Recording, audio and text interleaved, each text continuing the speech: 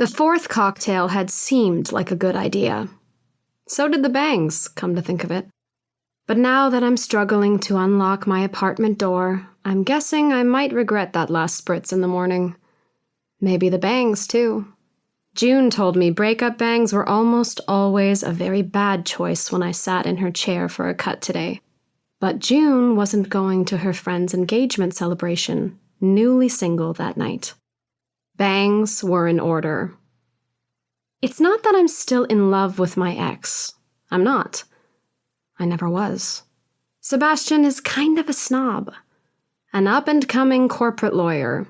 He wouldn't have lasted 1 hour at Chantal's party without scoffing at her choice of signature drink and referencing some pretentious article he read in the New York Times that declared Aperol spritzes over.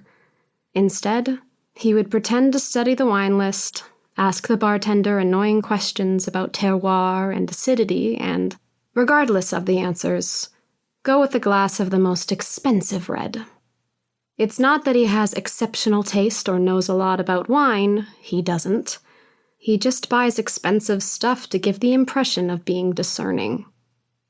Sebastian and I were together for 7 months, giving our relationship the distinction of being my longest-lasting one yet. In the end, he said he didn't really know who I was, and he had a point. Before Sebastian, the guys I picked were up for a good time and didn't seem to mind keeping things casual.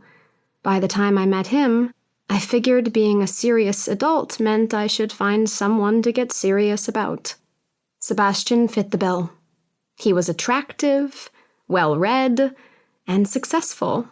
And despite being a bit pompous, he could talk to anyone about almost anything. But I still found it hard to share too many pieces of myself. I'd long ago learned to tamp down my tendency to let random thoughts spew unfiltered from my mouth. I thought I was doing a good job of giving the relationship a real chance. But in the end, Sebastian recognized my indifference, and he was right. I didn't care about him. I didn't care about any of them. There was only the one, and that one is long gone. So I enjoy spending time with men, and I appreciate how sex gives me an escape ladder out of my mind. I like making men laugh. I like having company. I like taking a break from my vibrator once in a while. But I don't get attached, and I don't go deep. I'm still fumbling with my key. Seriously, is something wrong with the lock?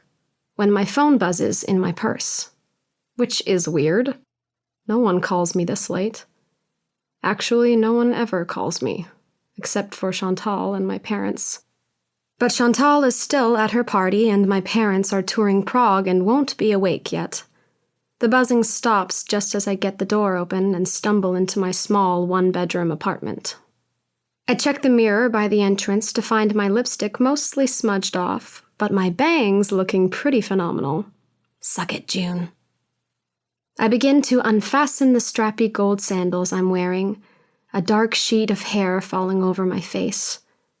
When my phone starts up again, I dig it out of my purse and, one shoe off, make my way toward the couch, frowning at the unknown name message on the screen. Probably a wrong number. Hello?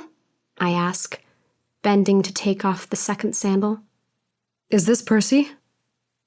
I stand upright so fast I have to hold on to the arm of the couch to steady myself.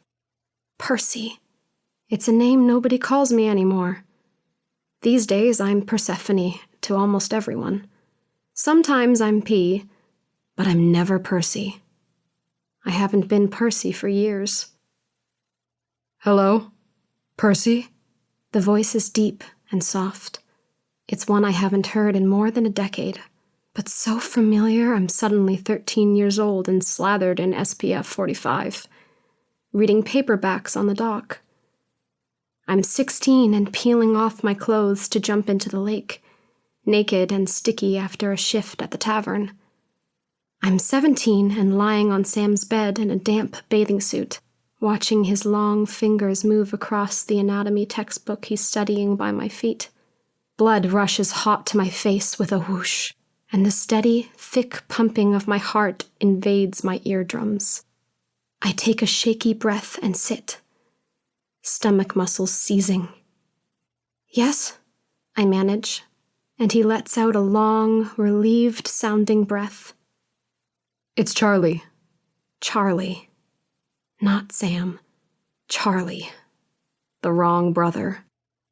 "Charles Florick?" Charlie clarifies, and begins explaining how he tracked down my number. Something about a friend of a friend and a connection at the magazine where I work, but I'm barely listening. "Charlie?" I interrupt. My voice is high-pitched and tight. 1 part spritz and 2 parts shock. Or maybe all parts total disappointment. Because this voice does not belong to Sam.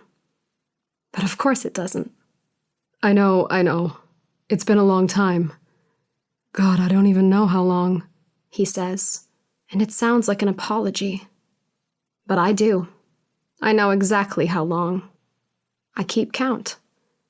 It's been 12 years since I've seen Charlie.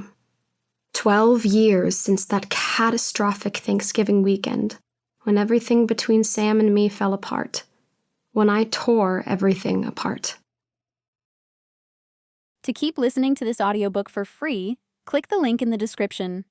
It will take you to a free Audible trial where you can listen to this and many other books for free for 30 days.